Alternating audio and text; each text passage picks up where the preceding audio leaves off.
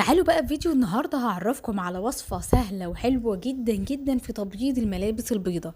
عايزة اقول لكم ان انا جات لي فترة كبيرة بعاني من الملابس البيضة، ان هي دايما مش مزهزهة عندي على الحبال، ودايما بداري الملابس البيضة.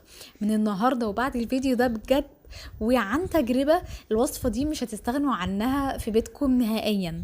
تعالوا بقى نبدأ كده بأول خطوة من الخطوات. أنا كنت حاطه لكم فيديو قبل كده هسيبها لكم في علامة الآي فوق، ازاي ان انا اقضي على اي اصفرار شديد موجود في الملابس البيضاء. يعني انا لو عندي اصفرار شديد موجود في الملابس البيضاء لازم اعالجه الاول، سواء بقى اصفرار نتيجة التعرق، نتيجة الديودرين اللي هو مزيل العرق اللي احنا بنحطه، لازم اعالجه الاول وبطريقه سهله جدا وب10 جنيه. قلت لكم ازاي الوصفه ان انا اعملها، وعايزه اقول لكم طريقه ممتازه وهايله جدا جدا. طيب بعد ما بنعالج الاصفرار دوت بنعمل ايه؟ في كل مره بقى بنيجي نغسل.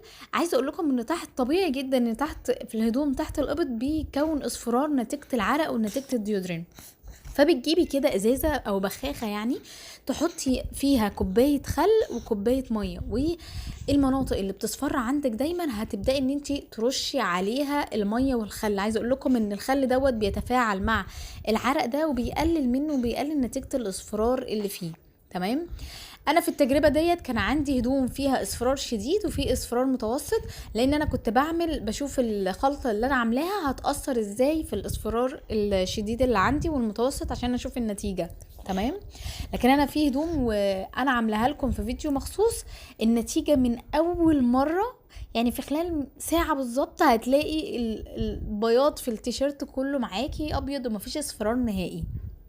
وبنعمل الطريقة ديت كل فترة، يعني مش كل مرة غسيل، لا انت بتكرريها على حسب ما انت بتحتاجي. بعد ما عملت بقى المية والخل، تعالوا بقى نبدأ في الوصفة اللي انا هحطها معاكم في الغسالة، اللي هتنور الهدوم بتاعتكم، هتخليكم بجد كده بتبقوا مبسوطين جدا وانتم بتنشروا الهدوم البيضة قد ايه هي بيضة وما فيهاش اي اصفرار ولا اي حاجة. طيب اول حاجه جبتها معايا هي صابونه، اي نوع صابون، اي نوع صابون بقى، صابون ايد، عايزه الصابون البلدي. انا عن نفسي بحب جدا الصابون البلدي في البشر.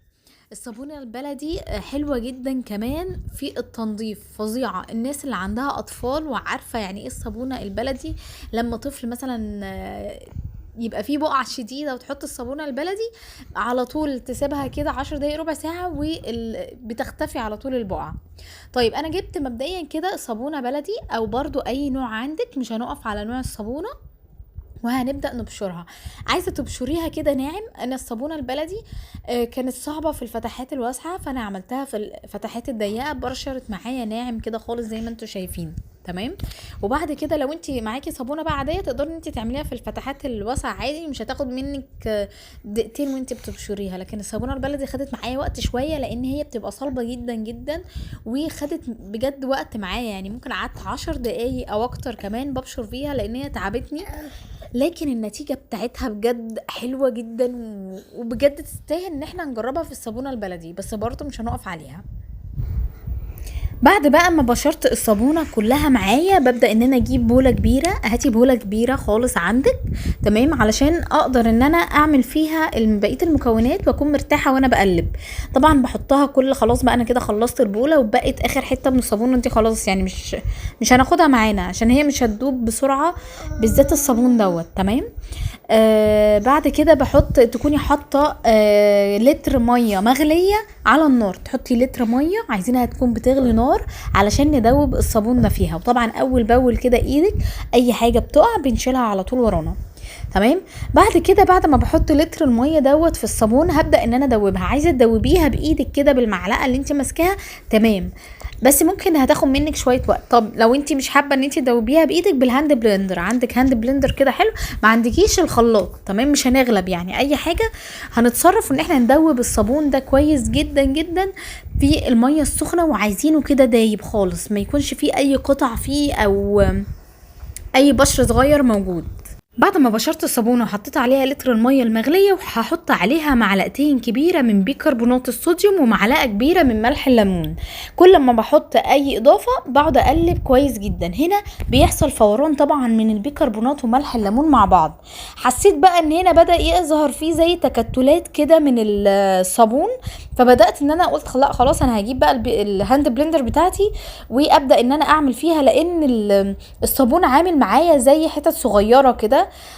فلا حسيت ان الهاند بلندر اسعفتني كويس جدا وخلت الخليط يبقى معايا دايب ما فيهوش اي حاجات. بصوا كنت هنا بوريكم الهاند بلندر.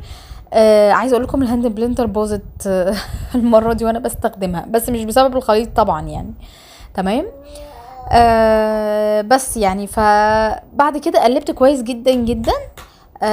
تقلبي كويس جدا. طب بعد كده هنحط ايه؟ هتحطي عندك اي بقى مسحوق جل، يا اما تجيبي كيس برسيل جل بيتجاب من بره من اي سوبر ماركت ب3 جنيه او 5 جنيه، او لو عندك الازايز هتحطي غطا كبير. انا حطيت غطا وربع كده. تمام. وهتبداي ان انت تقلبي، وبعد كده هتجيبي نص كوبايه صابون سائل، اي صابون سائل عندك هتستخدميه، مش مشكله نوع، اي نوع يعني. هتستخدمي صابون سائل نص كوبايه. بعد ما احط نص كوبايه الصابون السائل هقلب كويس جدا زي ما اتفقنا كده. اي منتج بحطه او اي يعني اضافه بحطها بقلب كويس قوي بعديها. تمام. بعد كده هستخدم كوبايه كلور، هستخدم كوبايه كلور ابيض عندك. تمام. هحطه واقلب كويس، وبعد كده هحط معلقتين من السكر. عايزه اقول لكم ان السكر دوت بيبقى بديل الجليسرين، بيبقى منعم كده على، بيبقى يعني بياخد الشده كده بتاعه الوصفه اللي احنا بناخدها دي بنعملها علشان ايدينا وعشان الهدوم وكده. نقلب كويس جدا. وبعد كده بقى في اي كوب منفصل او اي حاجه هحط معلقتين كبار من البوتاص. تاني هنبه عليكم البوتاص ما يجيش جنبه اي اطفال، لان البوتاص دوت ماده كاويه واعوذ بالله يعني مش عايزين اي حد يتاذي. وهحط على البوتاص دوت هنحط معلقه كبيره من الزهرة. عندك زهرة بيضة تمام، عندك زهرة زرقاء برضو تمام. وهزود عليه شوية مية. طب اعرف منين ان البوتاص تمام وشغال ولسه كويس؟ هتلاقي الكوباية من بره سخنة جدا. البوتاص لما بضيف عليه مية بيسخن جامد جدا، بيسخن القالب اللي بيبقى موجود فيه. وبعد ما قلبت كويس جدا ببدأ ان انا احطه على الاضافات بتاعتي واقلب كويس. عايزه اقول لكم ان اول ما اللي احنا عاملينه ده الخلطه دي تبرد خالص هتلاقوا الخليط ده جمد.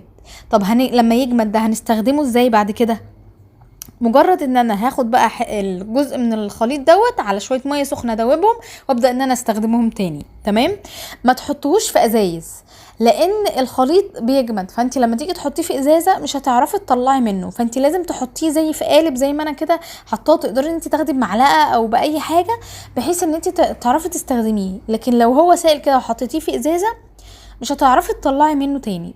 فانت حاولي ان انت عندك اي قالب كده، اي علبه فاضيه، هو ده اللي احنا هنخزن فيه المسحوق اللي احنا عاملينه دوت.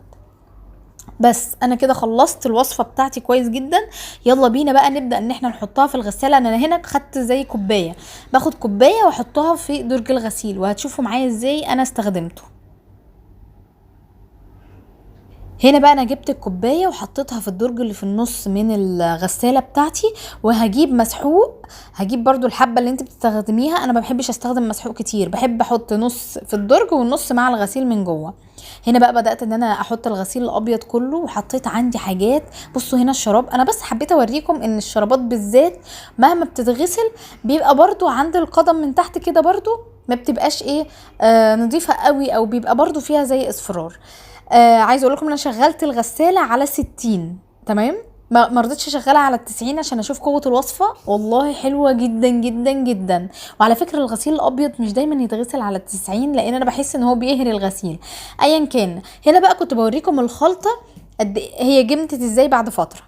خلصت بقى غسيل ونشرت، وعايزه اقول لكم ان انا يعني كنت منبهرة بجد من البياض اللي الحاجة مزهزهة. والله الكاميرا والإضاءة ظلمة الغسيل، هو كان أحلى وأبيض من كده بكتير كمان. عايزة أقول لكم إن هو الخلطة نفسها مدية نصاعة كده للغسيل. هنا الجزء التاني كنت عايزة أوريه لكم علشان الإضاءة فيه كانت أحلى، الشمس فيه يعني. بصوا والله الغسيل زي الفل، طالع حلو جدا جدا جدا. بتمنى ان انتوا يعني تعملوا الوصفة ديت وتكتبوا لي تحت عملتوها وعجبتكم كده زي ما عجبتني ولا لا. ما تنسوش بقى تعملوا لي لايك للفيديو وتشيروه مع كل الناس اللي حبايبكم اللي بجد لازم يعرفوا الوصفة ديت وقد ايه ان هي حلوة جدا جدا. ما تنسوش بقى تشتركوا في القناة وتدعموني، واشوفكم في فيديو جديد. باي باي.